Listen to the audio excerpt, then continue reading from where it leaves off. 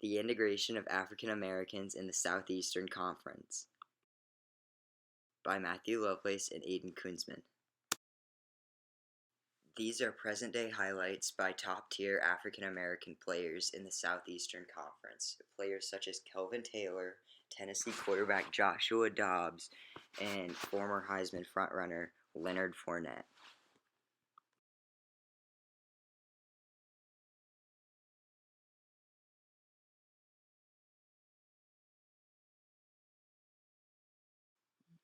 But there's a catch.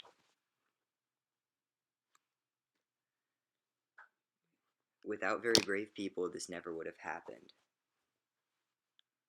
African American athletes never would have played in the Southeastern Conference. Without brave African American athletes, the entire landscape of college football would be changed. What happened was the governor invited me and all of my family, father, mother, brothers, down to the governor's mansion for dinner. And we accepted it, went down there to Frankfurt, had a great dinner. My high school coach was there, Jim Gray. When I was being recruited, I asked the question, well, how many African Americans go to UK? And I think the number that I was given was probably a little bit higher than what it actually ended up being. You know, I heard a high hundreds, you know, but when we got there, it's probably low hundreds, if that many. So yeah. Throughout Nate Northington's recruitment, he was harassed by fans of Kentucky that did not want an African American player on their beloved team. Nate Northington, the first African American to play in the Southeastern Conference in any sport of any kind, was known for his blazing speed and incredible agility. Nate Northington and Greg Page arrived at the University of Kentucky in 1966, and Nate Northington first stepped on the field in 1967, although local news broadcasters failed to recognize the historical significance of the game. It will always live throughout SEC lore. In Nate Northington's first career game, he dislocated his shoulder after 3 minutes. Of the game, a 26-13 defeat, he remembers almost nothing. Greg Page did not play. The night before that game, he had died.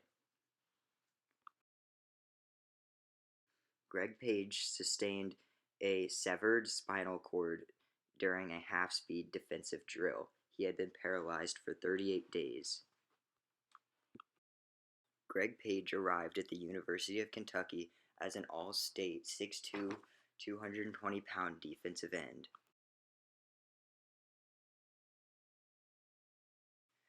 There was a key turning point in Alabama's road to desegregation. In a game against a desegregated USC team, Alabama lost 42-21. This game is known for changing fans' minds and becoming the beginning of the end of segregation. Many people accredit the winning of this game to star USC African-American running back Sam Cunningham. In an important bowl game against Syracuse, a segregated Tennessee game required the Orange to bench all of their African American players. Tennessee eventually won the game. In many games against Northern teams, Southeastern Conference teams that were segregated required the Northern teams to bench all of their African American players. In a game against a desegregated Tennessee squad, the University of Alabama lost. This enraged Alabama fans. Alabama fans soon felt as if desegregation was the best option. However, there was still controversy. The encounter between African American players and Caucasian players on a football field was soon leading to a mass number of injuries. Many appoint Greg Page's death to a white player purposely hurting an African American. Fans' minds were opening up due to Alabama's lackluster season. The game against the University of Southern California and the game against the University of Tennessee might have been a plan for Coach Bear Bryant, a plan to open up fans' minds to the idea of having African American players on their team. After the integration of African American players on the Crimson Tide, Alabama scheduled yet another game against the University of Southern California. Alabama won that game, and it was seen as a plan to finally show how valuable African Americans can be in the game of football. Exploration means to tread on unfamiliar territory, and that is exactly what Coach Bear Bryant did by integrating his team. The exchange of ideas led to all of the Southeastern Conference being integrated, ending with the University of Mississippi. After integration, the University of Alabama went on to win 3 more national championships in the Bear Bryant era. Since the last team in the Southeastern Conference integrated, the University of Mississippi, the SEC boasts the most national championship wins and has always been a powerhouse.